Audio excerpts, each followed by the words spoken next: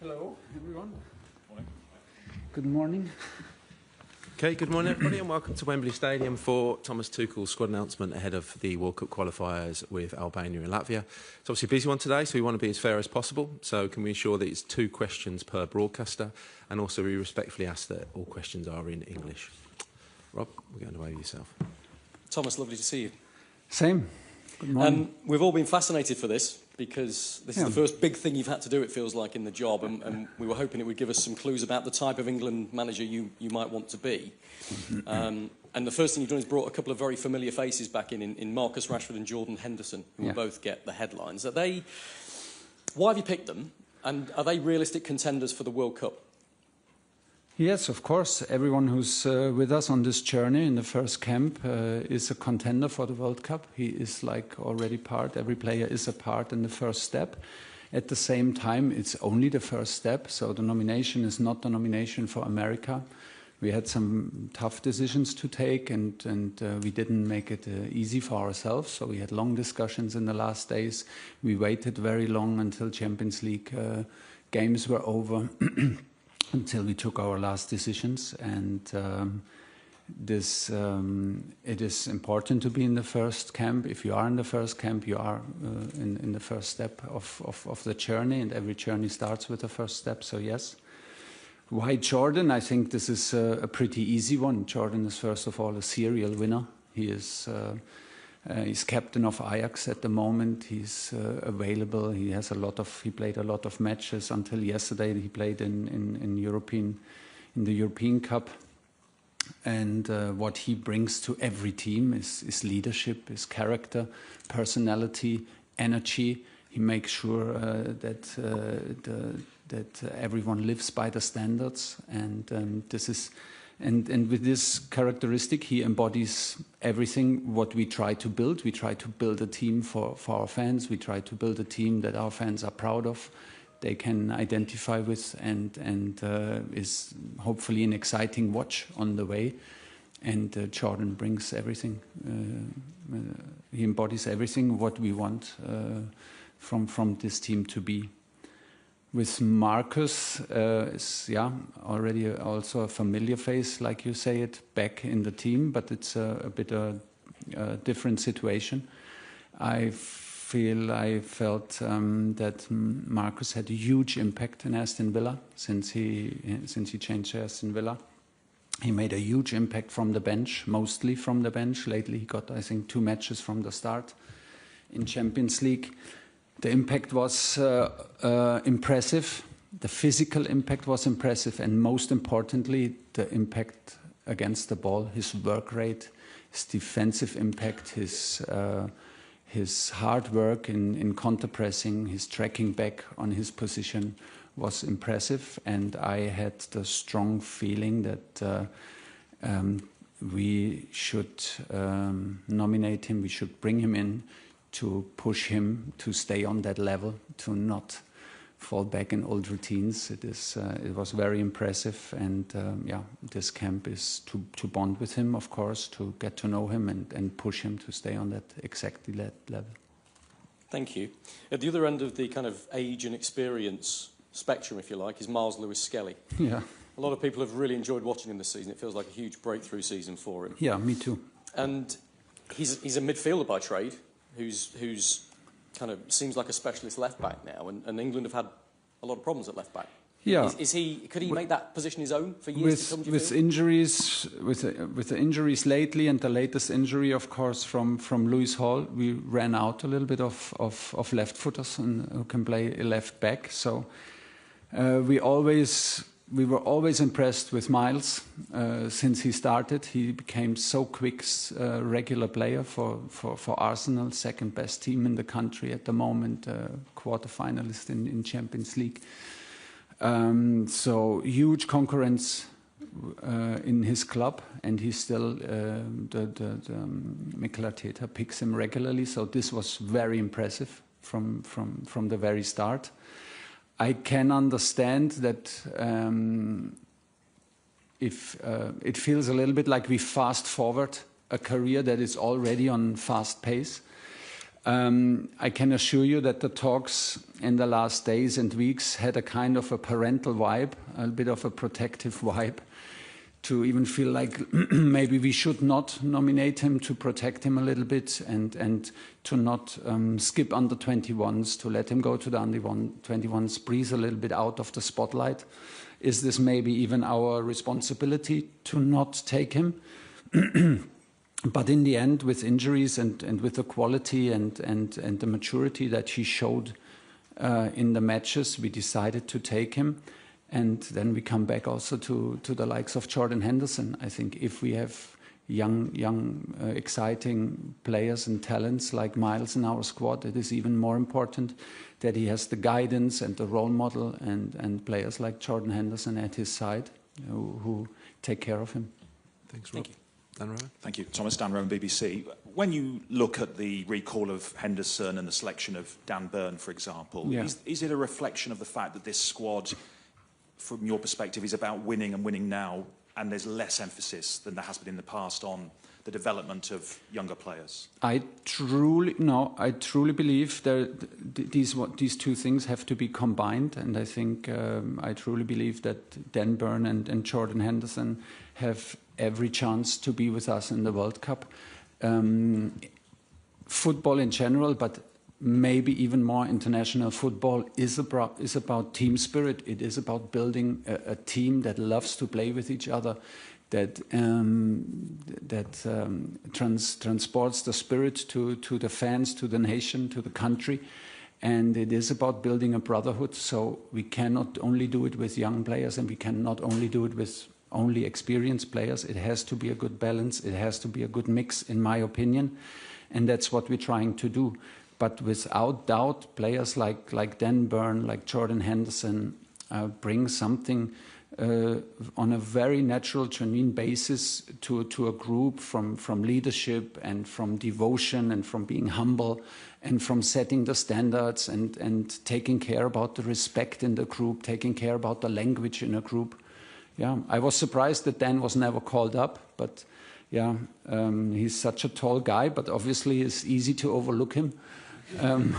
It almost happened to me, and I can just tell you to these two phone calls, if you see the reaction from Jordan, this natural reaction when he was called up, and this natural reaction from Dan Burn, you instantly know that you picked the right guys. You've had an early taste of the scrutiny that accompanies this role, with the questioning of the working arrangements that the FA have granted you in the early weeks of your tenure. The fact that you appear to have missed some Premier League weekends when going back to Germany. What did you make of that scrutiny? What would you say about it, and will it continue? I think you confused the time a little bit between October and January, because I was many times in Germany and enjoyed my time off because I was not on the job. Since I'm actually on the job, I am based in London. I spent many days regularly in St. George's Park. We watched, I think, almost 25 matches live, to see every player live at least once in the stadium, so it was a lot of traveling. And yes, you're right, from time to time I was in Germany to see my children, but the majority of the time I was here in London, so I don't really get the point of the story. Thank you. Good morning, Mareike Arden, ARD, Germany's first channel. Yeah. I understand I'm asking the question, obviously, in English. Your goal, obviously, is to bring it home, and I was wondering what you've learned since January, what can help you on that mission. And I'm just saying, if you would do it in English and in German, I would waive my second question. Okay. I would like to do it just in English, out of respect, where we are and for all the others. What did I learn about? I'm very happy. Like every day, I'm more happy that I took the decision and I was given the chance to be in charge of the England squad. I love to be close to the players. I love the character of the players, the intensity of Premier League and, of course, international football, and the way they compete and the way they are. I think we had a good start together now, especially me and the federation, of course, but also with the staff and the players. We established a line of communication as far as it was possible. It's never the same like in club football. The differences are obvious. And that's why we're already also very excited to be finally on the pitch on Monday, to finally feel the players and hug the players and push the players on the training pitch. And this will make a huge difference. And there seems to be quite a lot of surprise in the British media and the English media concerning the squad. Are you surprised by that reaction? No, I would be surprised if there was not a surprise and a debate. I think it comes with the job. We have, I guess you would have loved to be in our meetings room in the last days. And like I said, we had emotional debates and we had intense debates. And there are some very hard decisions, and some are more obvious and some are maybe a little bit more hidden. But there are some very, very close decisions, and there are some players not in the squad who absolutely did enough and deserved to be in the squad. But it comes with a job, and well, it comes with a job that everyone talks about it and everyone has a strong opinion about it. It's fair enough. Thank you. If you pass the microphone behind. Geraint Vincent, ITV News. You mentioned that you rang Jordan Henderson to tell him that you'd picked him. When you said, "Hi, it's Thomas Tuchel," what did he say? Hi, I'm Jordan.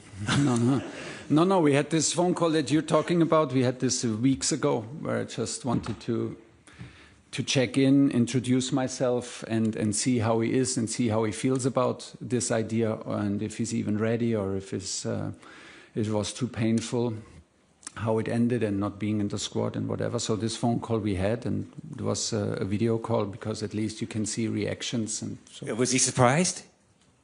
No, he appreciated it. I mean, I did not call him with unknown number. I texted him before, so he knew that the call is coming, and we arranged a time. For me, it was just so nice to see, like yesterday when I called him, like his genuine reaction to it, and you could just feel like a serial winner with over 80 caps, I think, and just the pure joy and how humble he takes this decision and how happy he is to come back on Monday. Then it was very, very impressive. It's James Ali next to you. Oh, sorry, mate. Hi, Thomas. Have you decided who your captain will be? Well, it's easy. There's a decision is made and decision stands. Harry's the captain. And just on Ben White, yeah. Did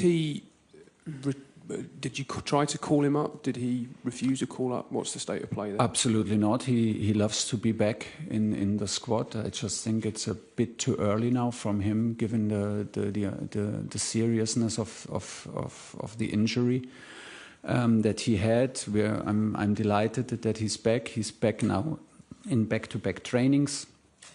So we were monitoring the process, and a huge compliment to the medical and performance department of the FA, and thanks to everyone at Arsenal to let us monitor closely. So we're on it. I was speaking to him, was speaking to Ben, that we're delighted that he's back on the bench. He had a Champions League match now in the second leg, and I think now it's just a question about getting more minutes, getting more rhythm, and then he has every chance to be back, and he wants to be back, is glad to be back. Two on the front row, in front of you, James. Thank you. Thank you very much. Marlene Jacobsen from ZDF, another German public broadcaster. Yeah. What kind of qualities do you think you can bring to the team that it doesn't have yet, and what kind of playing style are you hoping to establish? My qualities, I can just bring myself. I have nothing else to add. I bring my devotion and my emotion and my joy and passion for football and for the job, and I hope the players will feel my love for where I am and what I do. And hopefully this can come across. And the second question was? The playing style. What playing style can we expect? I see it needs to reflect the Premier League. The Premier League is a very physical league, is a very physical demanding league, is a very direct league. I think we should be brave enough to play like an England squad and should not try to copy other nations, other styles too much. I think it should reflect the values of the country and of the strongest league in the world, which is the Premier League. So we will try to implement a direct style, an attacking style, and we will try to increase our rhythm in our game, increase the intensity in our game, and we will try to do it, of course, in a crash course from Monday, and unleash the potential for Friday. And what's it like to be head coach of an English team as a German? Exciting and a bit surreal, and it's a big honor, and I'm very proud of it, and I'm very well aware of it, that it's a special honor to have the chance to coach this team as a foreign coach, and I'm very well aware of it, and I will make sure that I earn my right to be in this place. Hi, Thomas. In terms of Miles Lewis-Skelly, obviously he's the youngster of the group. We've seen his ability on the pitch, but in terms of the maturity, what did you see that made you feel he'd be able to handle the pressure of the senior squad?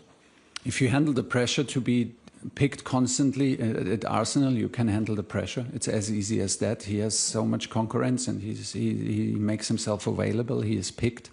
It's very impressive, and I think he proves the point on a weekly basis. He is available 3 times a week in one of the best teams in Europe, so he can handle the heat. And you said Harry Kane is going to be your captain, but if there's an injury to Harry, are you looking at which other squad members are you looking at to kind of take on that leadership role? I'm not so sure if I'm ready to debate this in public. It's a very good question, and I have a clear idea about it, but I think the players deserve to know first, and then I will let you know. Thank you. This side, Alex. Hi, Thomas. You've mentioned a couple of times about the physicality of the English league and the players and the style. So do you think that's what's been missing to get England over the line, really imposing a style that the team has? No, I think not a lot is missing. I was just asked about the style, but I don't think that a lot is missing. It's obviously it's missing a little bit because we are now consecutive in semi-finals, in finals, and the feeling is that it's just a little step to bring it over the line. I am very convinced that if we want to be prepared to be in the next final and to make the last step, we need to do it now in the first camp. As boring as it may sound for you, if you go on a journey, it starts with the first step. This journey starts clearly with the first camp. We only have 6 camps. We only have 60 days. We need to take care of every single day and make sure that we are on point. And if we do this, hopefully the last step takes care of itself. We need a bit of luck. We need the momentum. We cannot plan to win the World Cup if it's not possible. And I am the first one who does not like that, but it is like this. So we will make sure. Playing style is just one piece of the puzzle, and it has to suit the players. It has to suit the values of the league, where the majority they play in, and this is what we will try to do. You've also mentioned spirit and brotherhood as your first international job. Are you going to try and give this England team a club feel? Yeah, I think yes, this is what we try to do. We will inject a little bit of club football into federation football and international football. Maybe starts with the language. It starts maybe with the coaching. So yeah, we are used to that, and we will try to do it. And I think we need to increase the rhythm and intensity of our game compared to our last matches. This is where the focus is, and then hopefully it's an exciting watch, and we will have the effect that we wish for. Hi, Thomas. Henry Winter, World Soccer. We've seen your tactical adaptability at the clubs that you've worked with. The majority of your squad in this squad play 4-3-3, 4-2-3-1. Are you going to sort of stick with the back four that they're most comfortable with, or will you vary it according to the opposition? I think we have all the options. We called up 9 defenders to have a little bit the options to get also know 2 players that we don't know so well personally and see how they adapt. I don't want to give it away right now if we play with a back 4 and a back 5 and keep this advantage and information also for us regarding the respect that we have towards Albania and Latvia, our 2 qualification matches. I think we have a lot of options. We chose some players because they are able to play on more than just one position. They can play maybe on a wing or maybe on a half position. They can play maybe wing back or maybe even full back. They can play central defender or in a back 3. I think that the challenge is to then combine all these different ideas, because they come from so many different clubs, into one idea. And maybe more than ever, it's important that less is more. So we will not invent football new in the 4 days that we have before the first match. We will have maybe only 3 training sessions. So it will be a lot on the video. It will be, of course, also on the pitch. And then we need to find a structure, an identity that suits everyone, that everyone understands quickly, and gives also everyone the freedom to express himself and to show his talent. How do you impose a Premier League physical style, as you call it, on the climatic conditions you're likely to get in America? Can we cross that bridge when we are at the river? Yeah, but it is already now in our discussions and in our thoughts what happens in different climatic conditions, and the conditions will be very, very challenging. But on Friday and Monday we will be fine. Yeah. Rob Harris. Hi, Thomas. Rob Harris from Sky News. With your decision to keep Kane as captain, to bring back Henderson and Rashford, is this a sign of continuity rather than being too revolutionary? Let's see. I'm not sure. It's a sign. I think what we are looking for and on the values, how we want to build a squad, and what we think you have to bring to the table to be picked.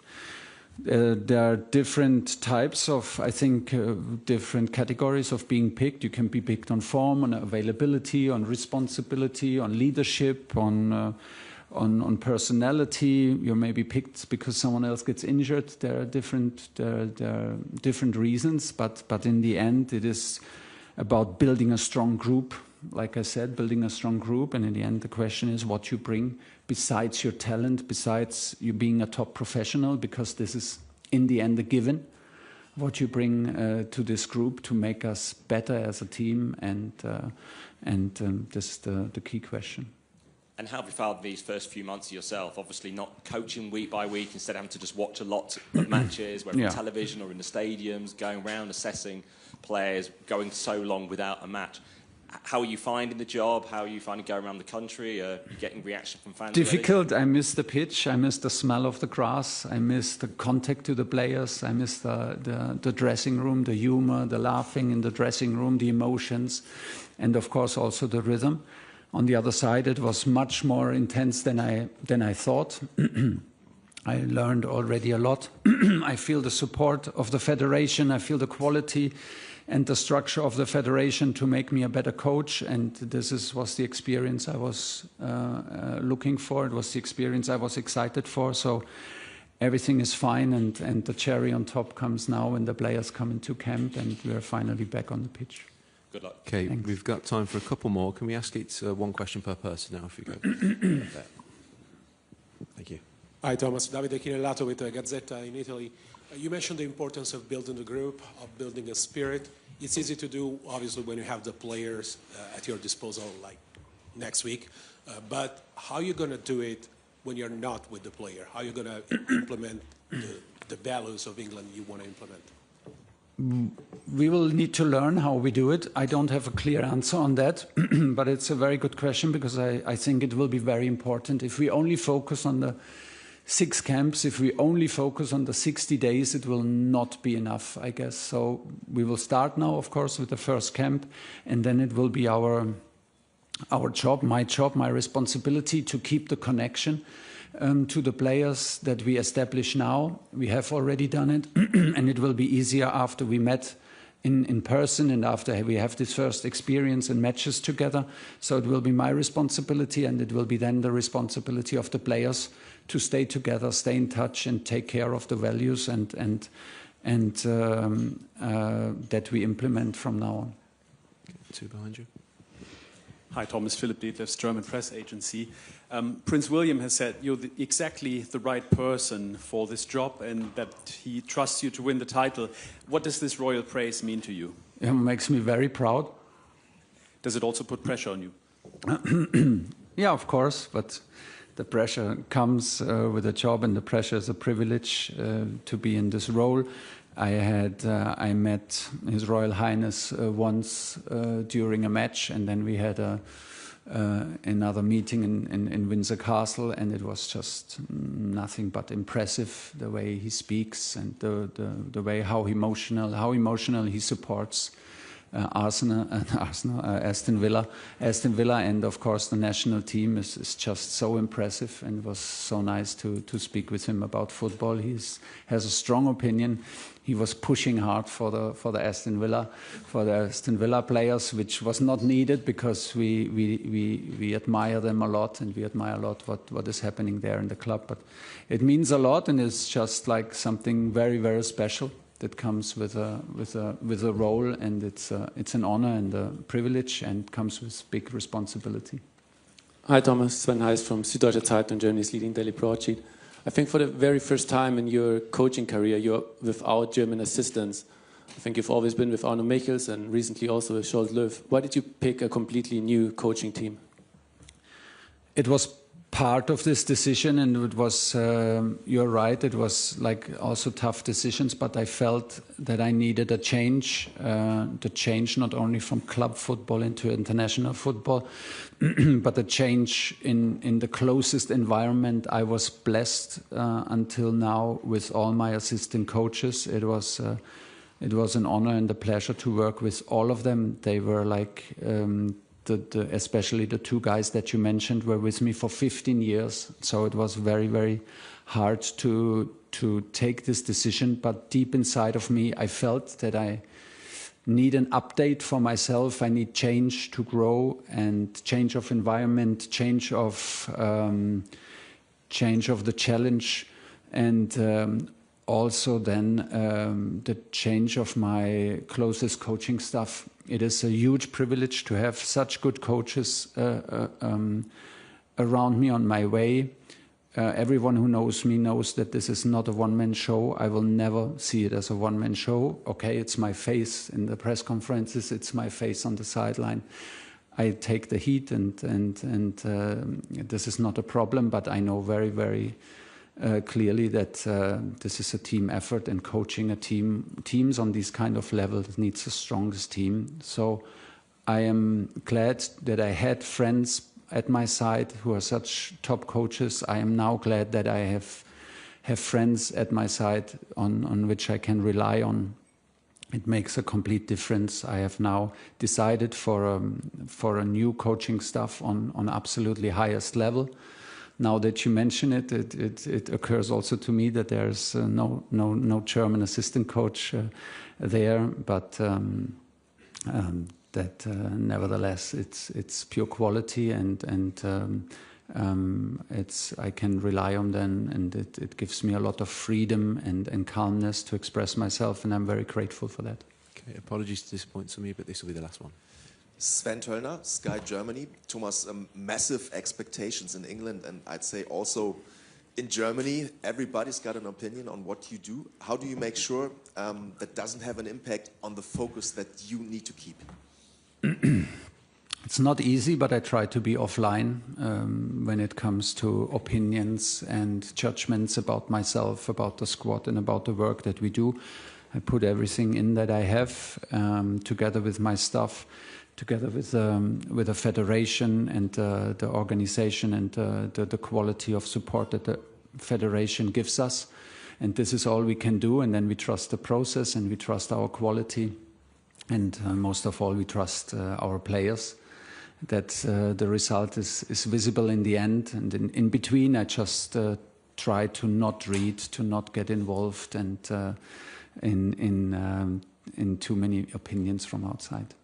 Okay, everyone, thanks for your time this morning. Done? Thank you. Bye. See you soon.